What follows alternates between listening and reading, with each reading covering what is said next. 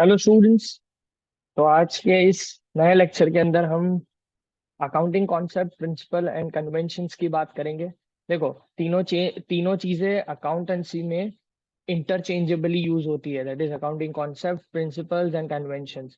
Simple बोलूं तो ये एक गाइडलाइंस है जो अकाउंटेंसी प्रिपेयर करने के लिए हमें फॉलो करनी पड़ती है। It's kind of rules. ठीक है, it's kind of rules, guidelines, जिसको बोलते हैं कि जब हम अकाउंटेंसी प्रिपेयर करते हैं तो कौन सी चीजों को ध्यान में रखना चाहिए, कौन सी चीजों को ध्यान में रखना चाहिए, उसको बोलते हैं accounting concept, principles and conventions. ठीक है, इंटरचेंजेबली यूज होते हैं अकाउंटेंसी में ये चीजें। तो आपके लिए सिर्फ इतना जानना जरूरी है कि अकाउंटिंग कॉन्सेप्ट्स क्या है। तो का सेट ऑफ रूल्स रूल्स है जो अकाउंटेंसी प्रिपेयर करने के टाइम हमें ध्यान में रखने चाहिए, ध्यान में रखने पड़ते हैं। अदरवाइज क्या होता है कि वो अकाउंटेंसी का जो पर्पस है वो फुलफिल नहीं हो पाएगा हमसे। ठीक है, तो कंसेप्ट कितने हैं, वो सारी चीजें लगभग से 11, 16 डिफरेंट कंसेप्ट आर देयर जो हम पूरे के पूरे सीखेंगे। बहुत ही इजी और अच्छा चैप्टर है, समझने लायक चैप्टर है। थियोरेटिकल है, मे भी थोड़ा बोरिंग लगे, पर इंटरेस्टिंग बना के सिखाऊंगा तो और अच्छा रहेगा। ठीक है, पहला कॉन्सेप्ट है एंटिटी कॉन्सेप्ट। देखो, एंटिटी कॉन्सेप्ट में सिंपल सिंपल मैं आपको बताऊं ना, तो इन अकाउंटेंसी इन अकाउंटेंसी एक चीज याद रख लेना होता है, बिजनेस अलग है और ओनर अलग है। ठीक है, हम अकाउंटेंसी जो प्रिपेयर करते हैं ना, वो बिजनेस के पर्सपेक्टिव से प्रिपेयर करते हैं, बिजनेस के पर्सपेक्टिव से प्रिपेयर करते हैं। ठीक है, हम जो भी अकाउंटेंसी प्रिपेयर करेंगे that is with the perspective of business, not with the purpose of perspective of owner. Owner के पर्सपेक्टिव से कभी भी हम प्रिपेयर नहीं करेंगे। तो यहाँ पे यही है डिफरेंट एंटिटी, कि बिजनेस एक अलग एंटिटी है एंड ओनर एक अलग एंटिटी है। तो हम जो प्रिपेयर करेंगे अकाउंटेंसी, वो बिजनेस के पर्पस से प्रिपेयर करेंगे। यही एंटिटी कॉन्सेप्ट का मेन मोटो है, मेन गोल है। ठीक है, तो पहले पढ़ते हैं। तो ये जो चीज मैंने बताई कि दो डिफरेंट डिफरेंट एंटिटी है, दोनों अलग एंटिटी है। बिजनेस अलग एंटिटी है, तो बिजनेस अलग से सोचेंगे और उसके बिजनेस से क्या इंपॉर्टेंस है, बिजनेस का क्या रिलेशन है।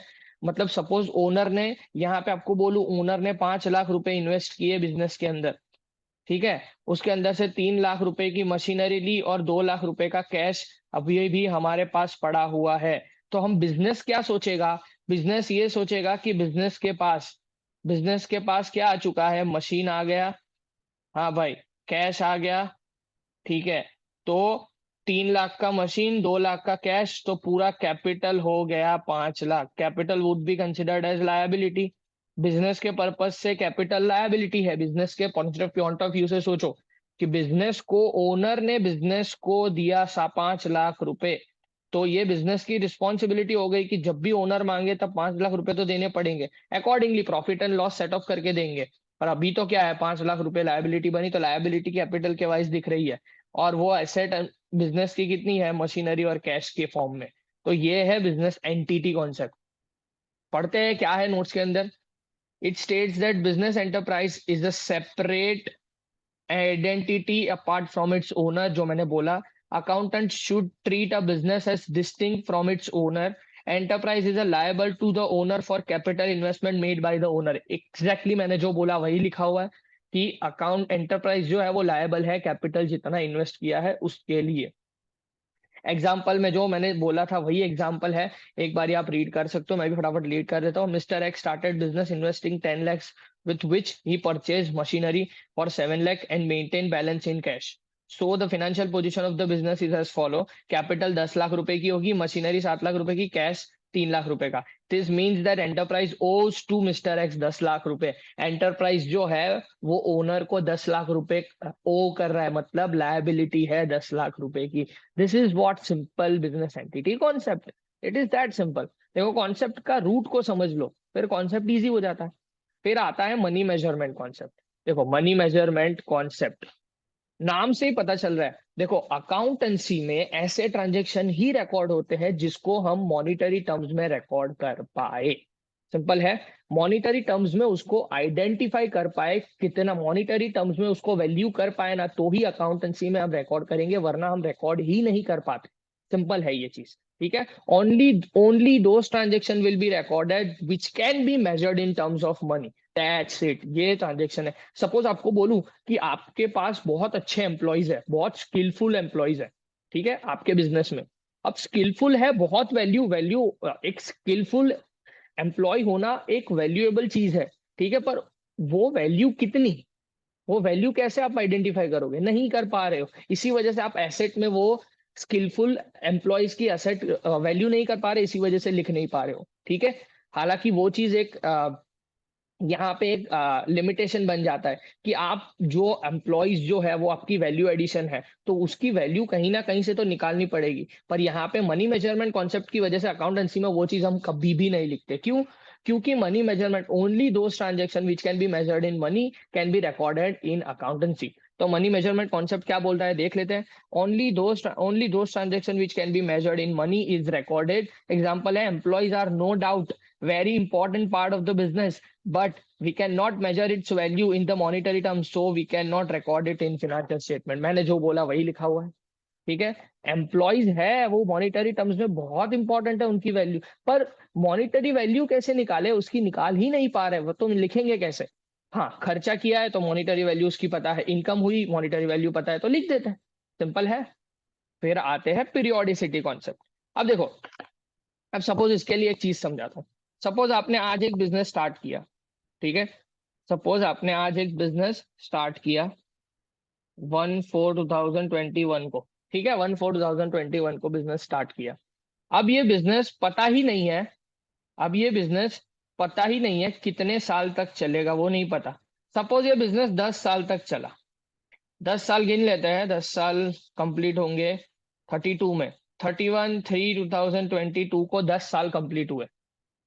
अब मैं बोलूं कि प्रॉफिट 10 साल के बाद जितने साल बिजनेस चला, बिजनेस जब एंड हुआ ना, तब ही उसका प्रॉफिट मैं निकालूंगा कि मुझे प्रॉफिट हुआ या लॉस हुआ।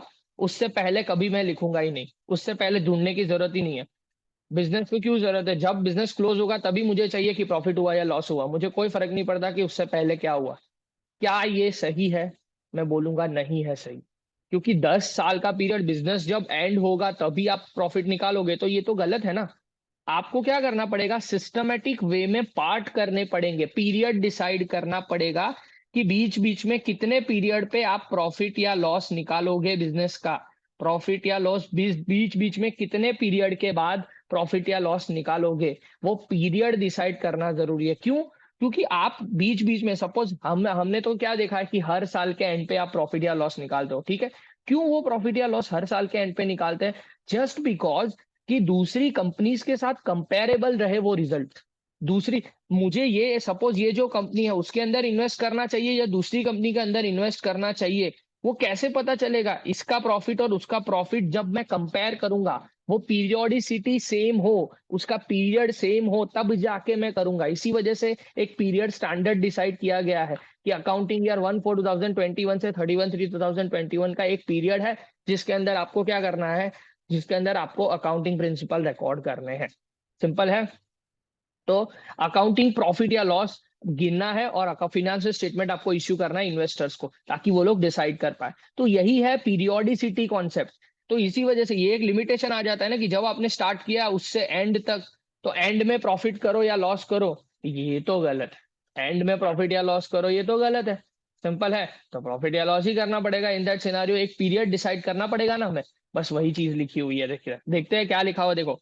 Concept of definite accounting period, definite एक अकाउंटिंग पीरियड डेफिनेट होना चाहिए as per going concern concept and indefinite life of entity assumed. हाँ, going concern concept, going concern concept आगे सीखेंगे। वो गोइंग कंसर्न कॉन्सेप्ट मतलब क्या? आज आपने बिजनेस चालू किया तो ऐसा होगा कि 5 साल के बाद बंद ही होने वाला है? नहीं, पता नहीं है कब तक चलेगा, तो वो इनडेफाइनाइट लाइफ के लिए वो बिजनेस चलने वाला है, इसको बोलते हैं गोइंग कंसर्न कॉन्सेप्ट। पता नहीं है कब बंद होगा। For business entity, it cause inconvenience to measure performance achieved by the entity in the ordinary course of business. Example, if a business runs for 20 years, so it is not feasible to measure the performance at the end of 20 years. जो मैंने example दिया वो 20 साल के बाद 20 साल तक अगर बिजनेस चलेगा तो 20 साल के बाद अगर आप प्रॉफिट निकालोगे तो वो तो गलत है। वो तो गलत है ना, आपको एक पीरियड डिसाइड करना पड़ेगा, तब आपको परफॉर्मेंस मेजर करना पड़ेगा। तो यहाँ पे है वो, generally 1 year period is taken up for performance measurement, however it may be 6 months, 9 months और 15 month। देखो जनरली 1 साल लिया जाता है जो हम नॉर्मली प्रेफर करते हैं। जनरली वो 6 महीने, 9 महीने, 15 महीने भी हो सकता है, it is up to you. क्यों ये कंसेप्ट इंपॉर्टेंट है?